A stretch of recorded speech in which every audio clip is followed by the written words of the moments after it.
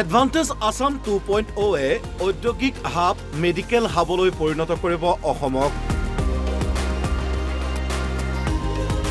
আদানী আম্বানীৰ পৰা দেশী বিদেশী উদ্যোগপতিয়ে আমূল পৰিৱৰ্তন আনিব অসমৰ ঔদ্যোগিক চিকিৎসা ক্ষেত্ৰত।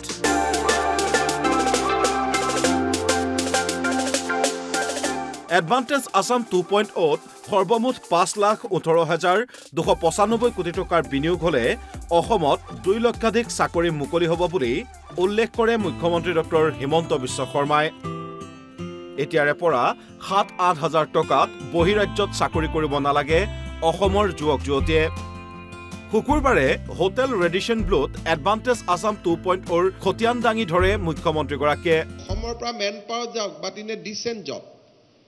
এটলিষ্ট 40,000 ওপৰৰ দৰমহা পাইছে অসমৰ পৰা যাওক, কিন্তু 7,000, 8,000, 9,000, 15,000 টকা দৰমহাত যিমান ল'ৰা ছোৱালী গৈছে অসমৰ বাহিৰত, we have to bring them back.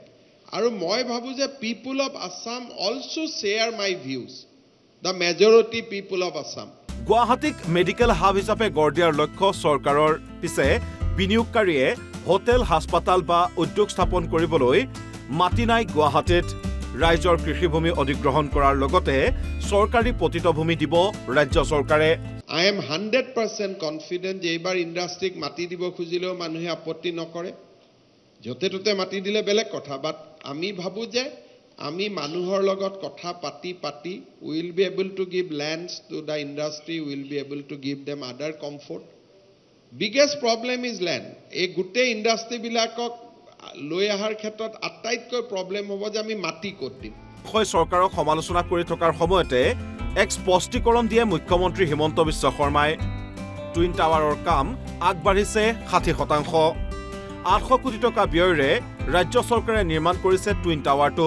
কিন্তু অসমত যে 800 কোটি টকা খৰচ কৰি টুইন টাৱাৰ হৈ আছে and 60% work is already completed, আমিতো কোনেও চাব যোৱা নাই। একেটা দিন ফেচবুকত মই খালি এইটোৱে পাইছোঁ, কি হ'ব এডভান্টেজ আছাম 1ত একো নহ'ল, টুইন টাৱাৰে নহ'ল। বাট কোনোবা এছেম্বলিতে কাৰোবাক প্ৰশ্ন সুধিছে নেকি যে টুইন টাৱাৰটো নিৰ্মাণ হ'ল নে নাই? আমি ধৰিয়ে লৈছোঁ যে নাই হোৱা। আমাৰ যিটো আপোনালোকো মোৰ লগত দেখিছিলে যে integrated directorate complex which we are building today, it is a same design, twin tower connected through a bridge and 60% work is already completed. প্ৰতি 4 বছৰৰ মূৰে মূৰে অনুষ্ঠিত হ'ব এডভান্টেজ আসাম।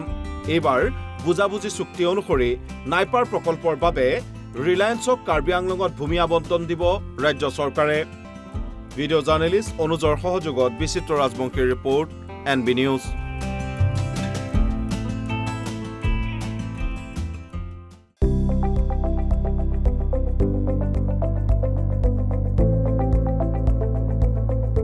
NB নিউজ, সহজ সৰল ভাষাত নৱভাৰতৰ কথা।